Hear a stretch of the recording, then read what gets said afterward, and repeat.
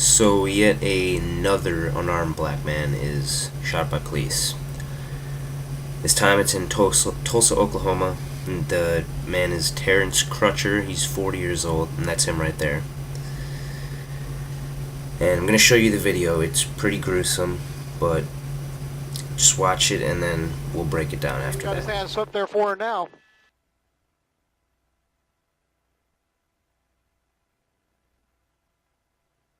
Mike, I'm going to hit the recorder.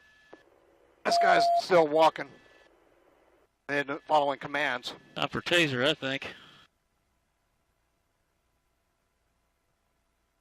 Got a feeling that's about to happen. That looks like a bad dude, too. To be honest, something. Which way are they facing?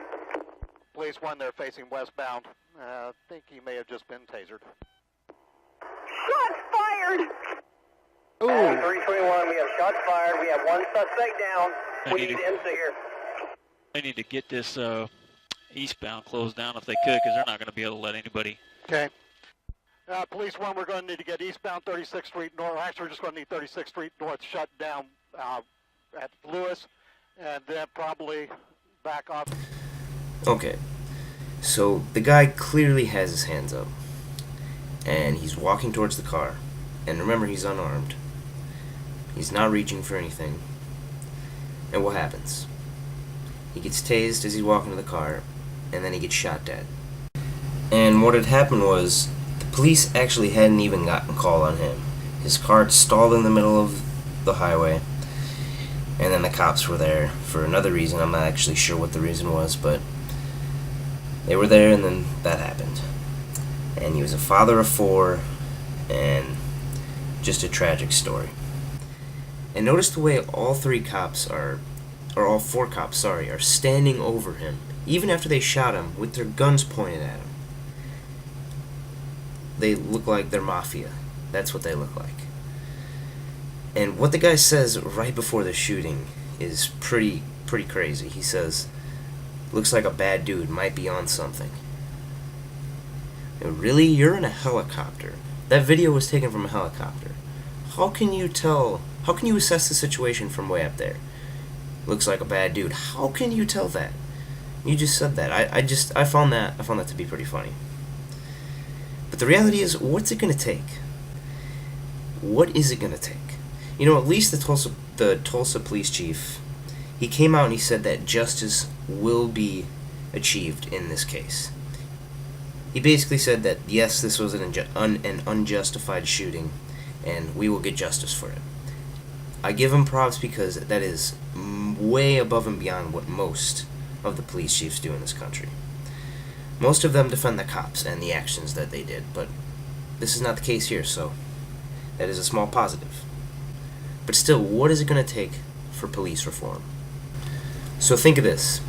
Ahmaud Rahami, who was the guy who planted the bombs in New York and a couple more in New Jersey and New York, he got the police calling him for sleeping in the doorway of a bar. And the police came and he fired a shot at one of the police officers, hit him in the bulletproof vest, and then he led them on a chase. And they chased him for a while. He ended up firing more shots at the officers. One of the shots grazed by one of the officers' face. And eventually they did shoot him a couple times, but they did not kill him. They rushed him to the hospital. He had surgery done, and he was fine. Now that's a known terrorist, and we were able to pursue him without killing him. But an unarmed black man, he gets taken down without a second thought. And therein lies the problem. It's not that police officers' lives are in danger, so they're forced to use their weapons and kill the person. No, that's not it. It's that they don't really care about their lives. The black people's lives don't matter as much to them. Thus spawned Black Lives Matter. First, we need to fix the training. We have to start teaching cops to de-escalate situations and not escalate them. It's very obvious from all the videos and all of the reports and everything that's come out over the past few years that cops are trained to escalate situations. They're trained to look for crime when it's not actually there. And that's a very destructive way to police a community, and it's the wrong way to police a community. You're supposed to be there when the danger occurs. You're not supposed to create the danger. And unfortunately, too many times in society today, or in American society today, cops create the danger preemptively, and a lot of times their fear is in no way legitimate, and then it leads to the killing of an innocent person. So that definitely needs to change. Ending the drug war, that's another one. That's a big one that I definitely push for, because that immediately creates an us versus them mentality. It immediately does it. And it reinforces it constantly, because you constantly got to be arresting people for drugs, going after people. And that's something that we can completely get rid of, because prohibition doesn't work for anything. They should have been legalized all along. But that's definitely another big one. And the last thing is, you got to hold cops accountable. I mean, they're public servants. They're meant to protect the people.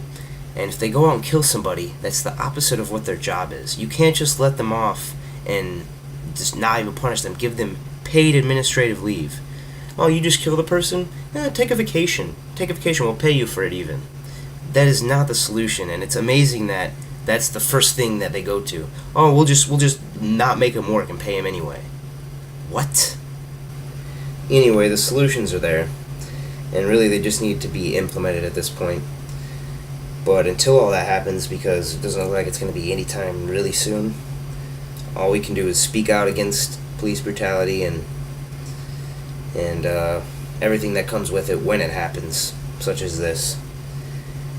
And you look around the world, the NFL is a perfect example. Colin Kaepernick started it, and now you have many different players in the NFL protesting the anthem for this exact reason. This is why they're protesting, because they're tired of seeing black people killed disproportionately. They're tired of them being oppressed in this country, and I am very tired of seeing it myself. I know a lot of other people are. But really all we can do at this point is just continue to put this issue at the forefront, make people pay attention to it, and really we just hope for the best from there. On the real.